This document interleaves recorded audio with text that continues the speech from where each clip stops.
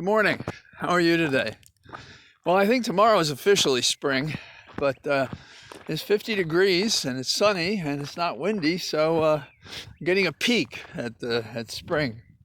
I'm a little distressed because they're cutting down trees along the path that we all walk together. You virtually, me in person. And I think the winter, though, is hard on the trees. I've seen the ones that they've marked that they haven't taken down, and I suppose they're severe enough. But I think I've said this before. When I see a tree being taken down, I can almost hear a scream. Now, talking about giving up information about oneself unconsciously, on the time I spent on the Hill, a lot of times you'd go to hearings, and they would drone on, but if you were paying attention, because if you're not looking at the papers and preparing statements and so forth, what else do you have to do? And I noticed a kind of awake dreaming. Now, those of you who follow Freud or Jung or any of these tell us that when we have dreams at night, they may be giving us indications of distress, maybe because of what we ate, but then there are small and large symbol systems when we're asleep. And some are kind of local, they might be to you personally, and others are kind of worldwide. They're found in every culture without regard to language. And some people try to analyze these dreams and have spent a great deal of time doing it. And they're fascinating, and these people, some of them just become artists. Well, I thought it was interesting when Chip Roy from Texas spoke about,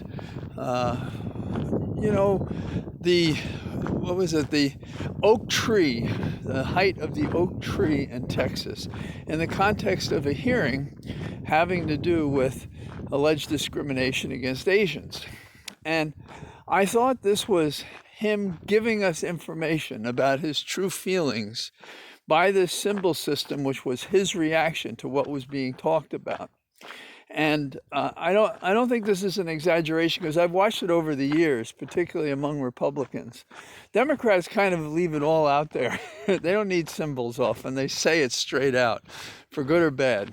And I sort of celebrate the fact that clarity can be both a strength and a weakness. It's a weakness only in the sense that it draws people because they actually understand you and they know whether to oppose or support you. So when he was referring to basically lynchings in Texas, what was he saying? I think he was saying that he thought this was okay. Why else would you say it? I once saw Chairman Hyde, when a Jewish professor was addressing the body, out of the blue make a reference to Hitler. And it was amazing to me. And the professor did not react. But I saw it and I read it. Well, during this hearing this week, when Chip Roy ignored the fact that, many years ago, 1870-something, there was an assault on Asian Americans in California. And so we had a representative, Meng, from New York, who got very upset. And I think the reason she got upset is because she understood precisely the metaphor, the revelatory metaphor of this guy Roy talking about how to treat Asians. And as you know, he then afterwards said, I stand by it.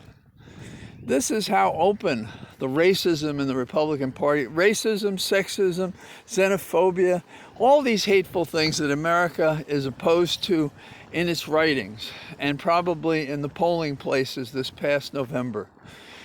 This is a very dangerous course of action that they would talk in this fashion, because it shows that they're going to do it on voting, they're going to do it on individual rights and liberties, they're going to do it on everything. People like this should be driven from their representative seats, whether it be the House or the Senate. So that's one thing.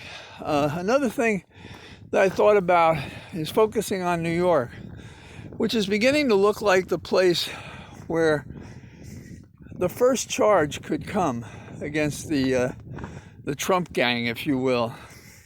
And what makes me think that is the open testimony of people who are being debriefed by the DA in Manhattan, by his officers. And that sounds an awful lot like last conversations to decide whether or not to go forward or not. It may not be that, but it sounds that way. Also in New York, there's another interesting development. Bannon, whom you know is pardoned for his fraud involving the wall in New York, he's been trying to dismiss those charges against him because he was pardoned. And the Southern District of New York has dragged its feet and refused to do so. So it's an argument in court. And the argument by the Southern District is there may be consequences that flow from this document. And there's nothing about a pardon that says you get expungement, which is what he wants. And instead, he's saying things like, through his lawyer, Bob Costello, whom I know from when I served in the official corruption unit in the Southern District of New York, so we go back a ways. He's a very good lawyer, but he said something interesting that was wrong.